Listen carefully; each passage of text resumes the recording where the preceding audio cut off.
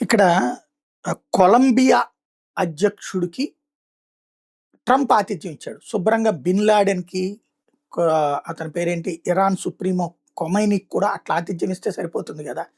ఇదివరకు వాడెవడో ISIS chief సిరియాకి సంబంధించిన అధ్యక్షుడయ్యాడు. వాడికి ఇట్లాగే భోజనం పెట్టాడు. తీవ్రవాదులు పిలిచి భోజనం పెట్టడం, ఆ తర్వాత తేడా వచ్చిన తర్వాత తీవ్రవాదులని జెప్పేసి వాళ్ళని వెంటాడి, వేటాడి చంపడం అన్నది అమెరికా నైజం. తాజాగా డ్రగ్స్ అని జెప్పి ఓ పక్కన మదురోతో వెనిజులా అధ్యక్షుడు మదురోని తీసుకెళ్ళి లోపలేసి, ఆ వెనిజులాతో పాటు కొలంబియా, బ్రెజిల్ మీద నిషేధం అని జెప్పి, ఇప్పుడు కొలంబియాకి సంబంధించినటువంటి అధ్యక్షుడు గుప్తావో పెట్రోతో శ్వేత సౌధంలో భేటీ అయ్యాడు వైట్ హౌస్‌లో.